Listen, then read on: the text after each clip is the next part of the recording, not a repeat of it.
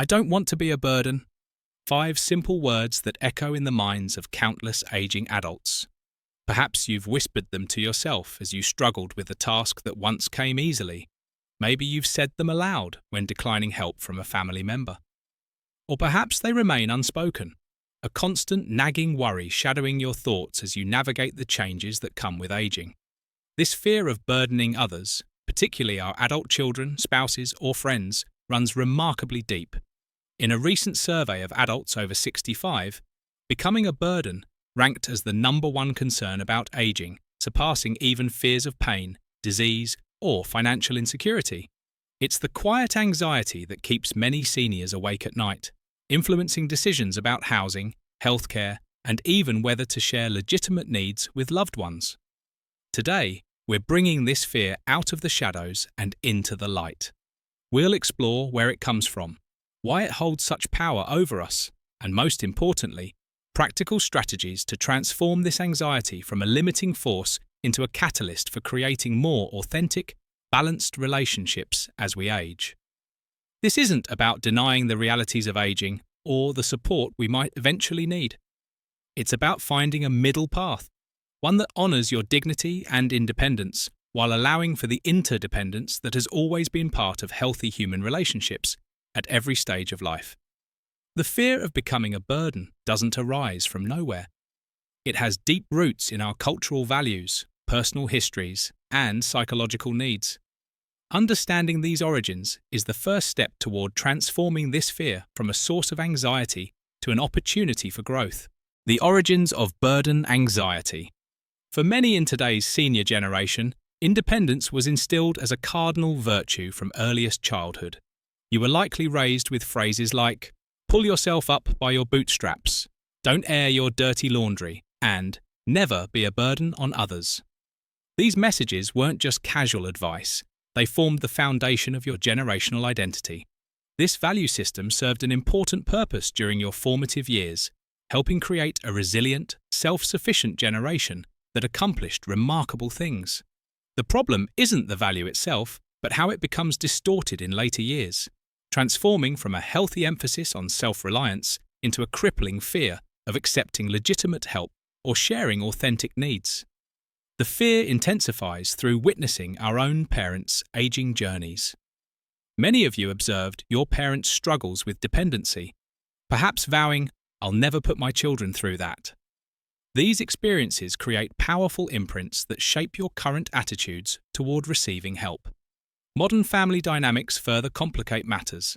Unlike previous generations, where extended families often lived together or nearby, today's families are frequently dispersed geographically and stretched thin with dual career pressures, childcare demands, and financial stresses.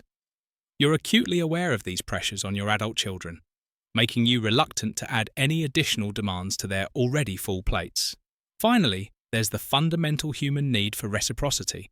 Throughout your life, relationships have likely involved mutual give and take. The prospect of receiving without being able to give in equal measure challenges your sense of relational balance and self-worth. This complex tangle of cultural conditioning, personal history, and contemporary realities creates what psychologists call dependency anxiety, a profound fear that needing others diminishes your value and strains your relationships. But this anxiety, however understandable, often leads to counterproductive behaviours that actually create more problems than they solve. The paradox of burden avoidance. What happens when the fear of burdening others becomes a dominant concern? Various self-protective behaviours emerge, most of which backfire in important ways. Problem concealment occurs when legitimate health concerns, financial difficulties, or daily challenges are hidden from family members to protect them from worry. While well-intentioned, this often leads to preventable situations becoming emergencies that create far greater burdens than early disclosure would have.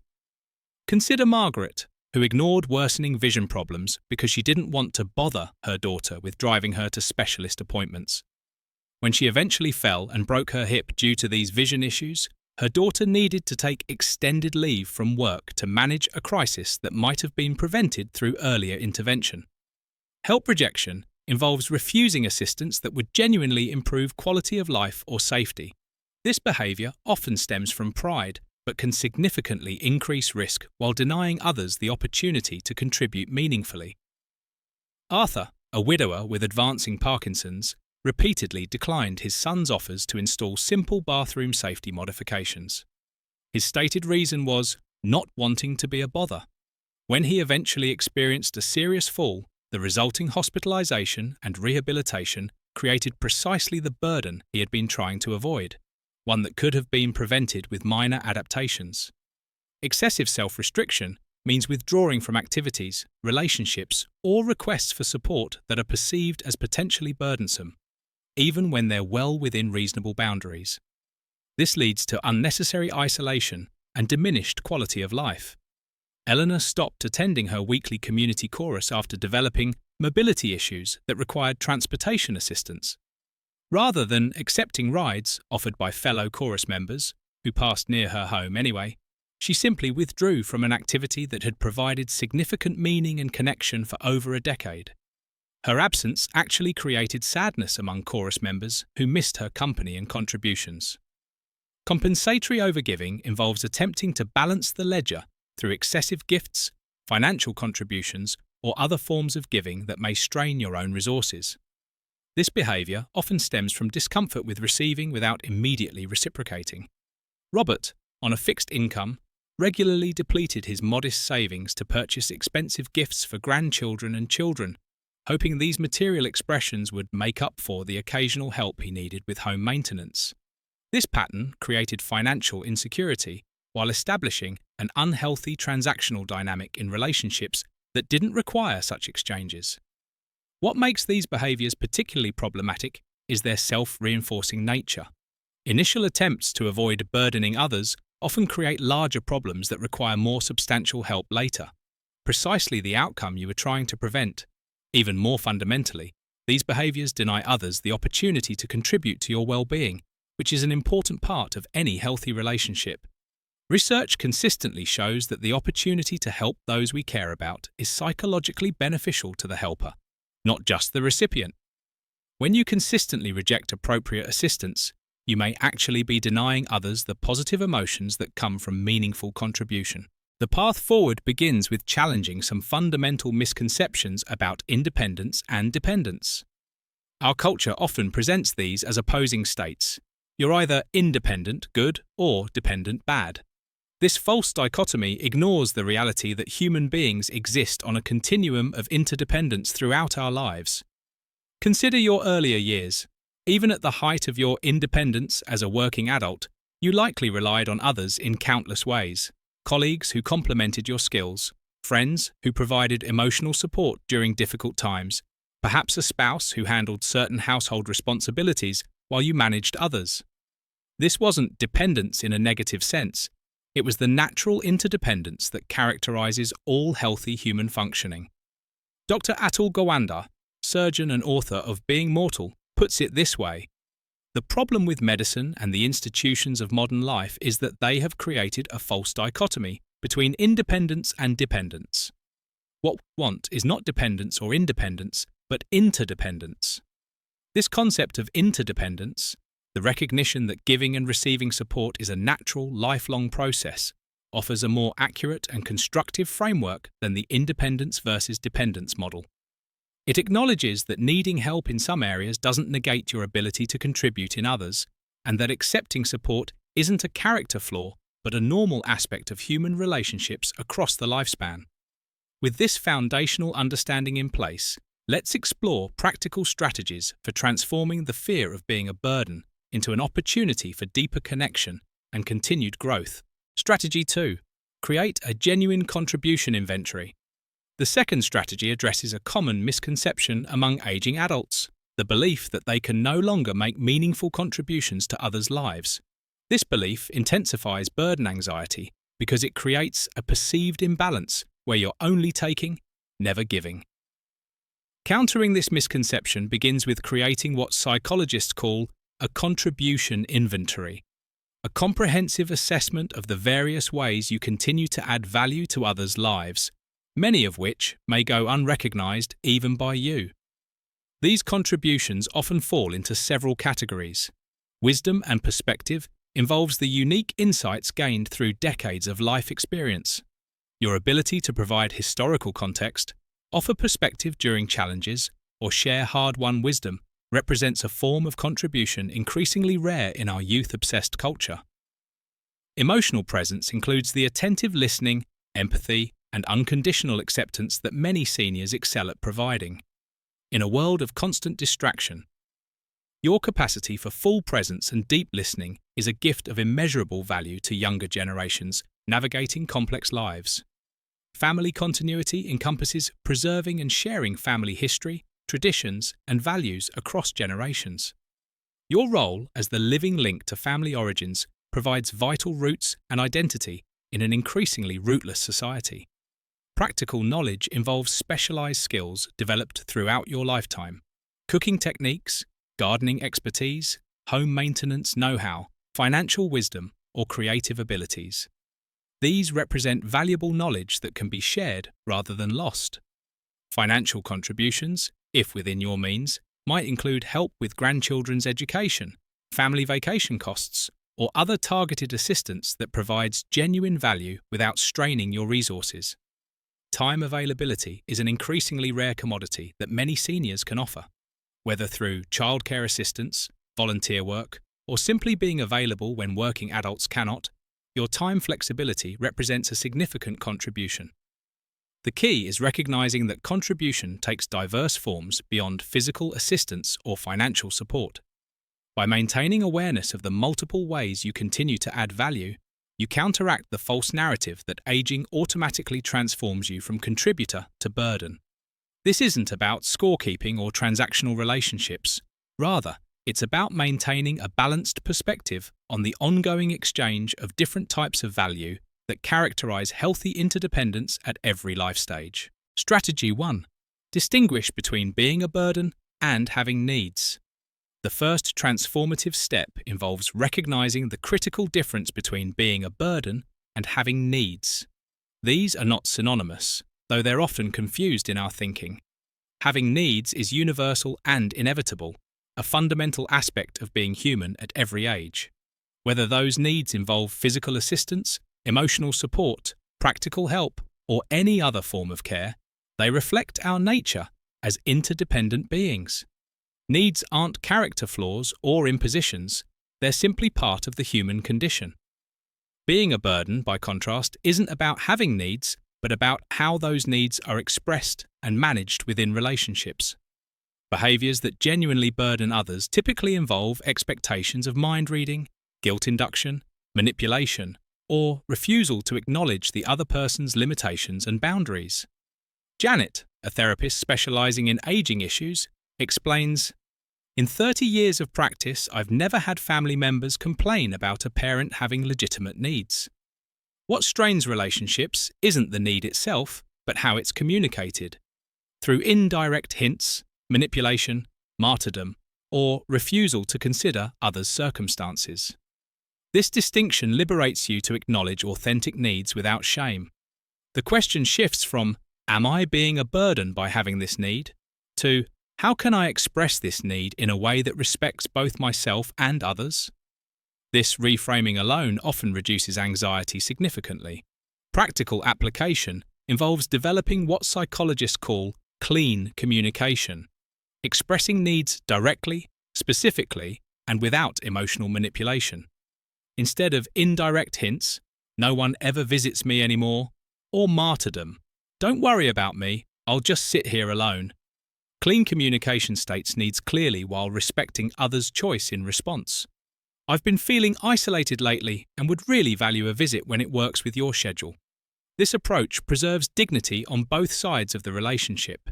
You maintain self-respect by acknowledging legitimate needs without shame, while respecting others' autonomy by allowing them to respond authentically rather than through guilt or obligation.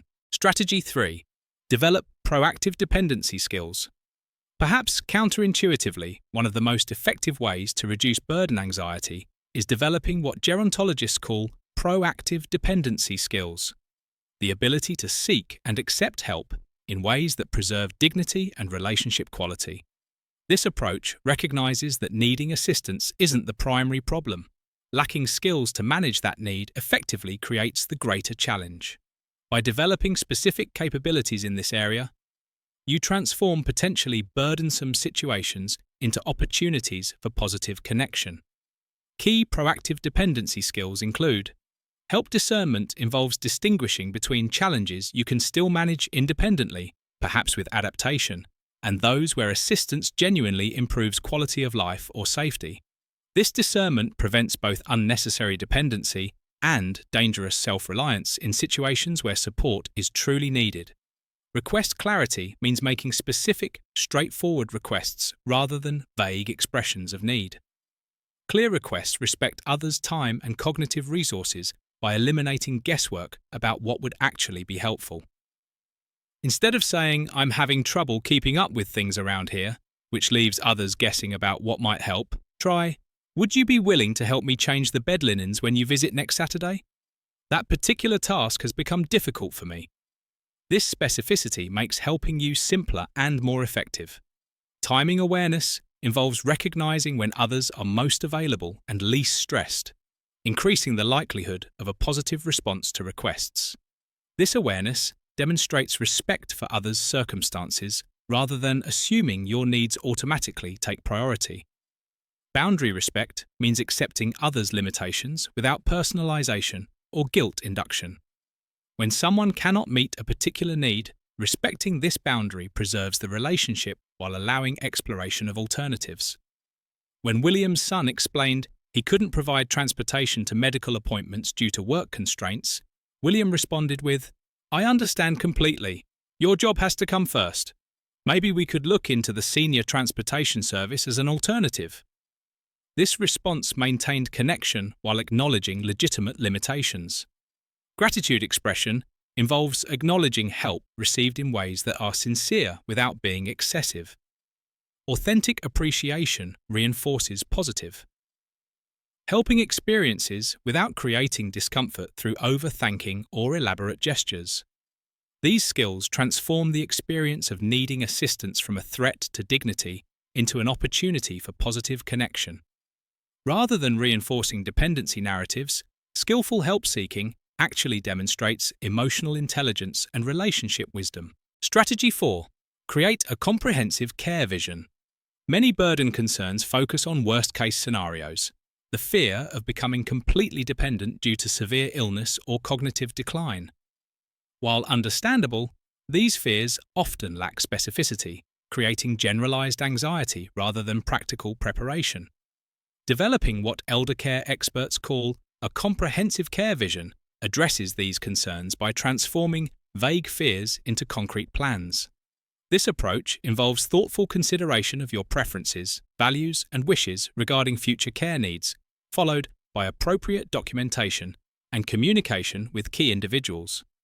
Components of an effective care vision include advance directives. Document your healthcare preferences should you become unable to express them. These include living wills, healthcare proxies, and POLST forms, physician orders for life-sustaining treatment. Having these documents in place relieves loved ones of guessing your wishes during already stressful situations.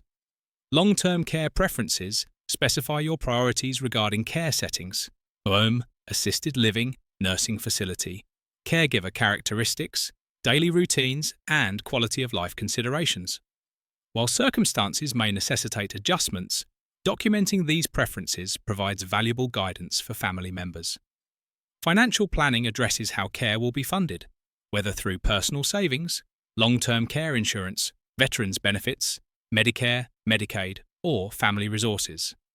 Being proactive about financial aspects reduces burden by eliminating uncertainty about resources. Family role clarification involves thoughtful discussion about which family members might assist with different aspects of care, taking into consideration their capabilities, proximity, other responsibilities, and relationship quality. This prevents assumptions that could create resentment later. Professional resource identification means researching services available in your community before they're needed.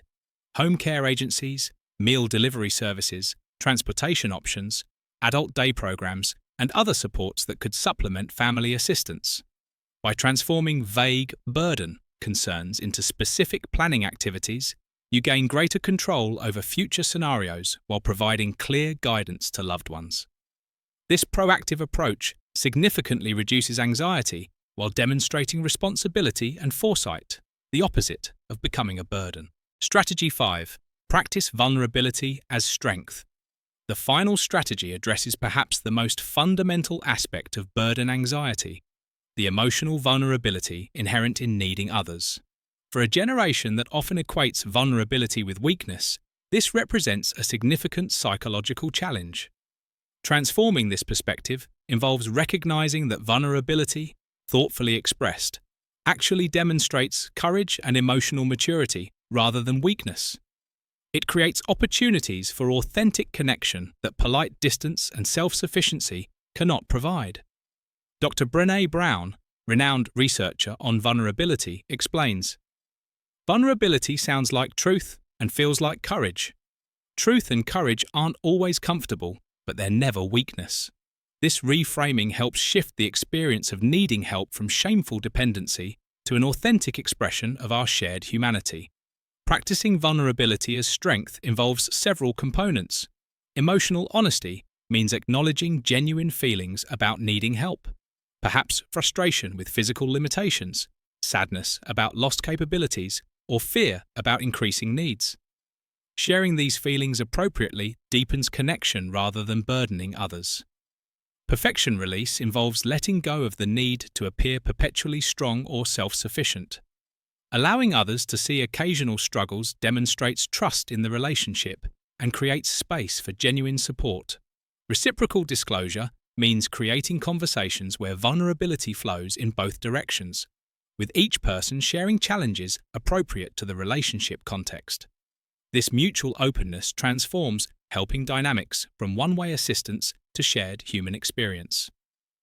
Grace receiving involves accepting help with dignity and appreciation rather than apology or shame.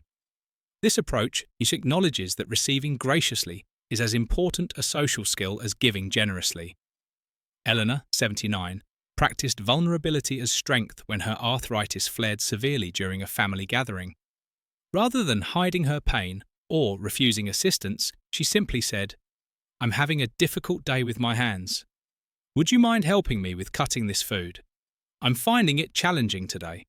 This straightforward acknowledgement allowed others to provide simple assistance without awkwardness or excessive focus on her limitation. The capacity to be appropriately vulnerable represents emotional maturity rather than weakness. By developing this skill, you transform the experience of needing occasional help from a threat to independence into an opportunity for meaningful connection. The fear of becoming a burden reflects a fundamental tension many face in later years. The gap between how you perceive yourself, capable, independent, contributory, and how you worry others might perceive you, needy, dependent, burdensome. This disconnect creates ongoing anxiety that can significantly diminish quality of life and relationship satisfaction. The journey beyond burden anxiety isn't about eliminating all help-seeking or denying legitimate age-related changes. Rather, it's about finding a middle path that honors both your dignity and the reality of human interdependence throughout the lifespan. This balanced perspective recognizes several fundamental truths that counter the burden narrative. First, contribution and need coexist throughout life. Your value was never based solely on what you could do for others, and it isn't now. The capacity to give and receive in appropriate balance characterizes healthy relationships at every age. Second, skillful help-seeking represents wisdom, not weakness. Knowing when to ask for assistance, how to request it clearly, and how to receive it graciously demonstrates emotional intelligence and relationship maturity. Third, your presence itself holds value. Beyond any practical contributions or assistance needs, your continued participation in the lives of those who care about you represents a gift that cannot be quantified or balanced on any ledger. Fourth, allowing others to help creates connection. The opportunity to contribute meaningfully to someone we care about fulfills basic human needs for purpose and efficacy. By allowing appropriate assistance, you're not only meeting your needs but facilitating others' need to matter. Finally, relationship quality transcends helping dynamics. The depth, history, and authenticity of your connections matter far more than any temporary imbalance in giving and receiving practical support. These truths offer a foundation for moving beyond the fear of burdening others toward a more nuanced and accurate understanding of human relationships across the lifespan. This perspective doesn't deny the challenges of aging or the reality that you may indeed need increasing assistance in certain areas. Instead, it places these needs within the broader context of lifelong interdependence, continuing contribution, and the fundamental value of your presence in others' lives. As we conclude our exploration of overcoming the fear of being a burden, I hope you're beginning to see this concern from a new perspective, one that acknowledges its legitimacy while recognizing the possibilities for transformation it presents. The journey beyond burden anxiety begins with small steps, practicing clearer communication about genuine needs, recognizing the continued contributions you make in others' lives, developing skills for seeking help in ways that preserve dignity, creating specific plans for potential future care needs, and embracing appropriate vulnerability as a strength rather than weakness. These adjustments don't happen overnight, and occasional setbacks are part of the process.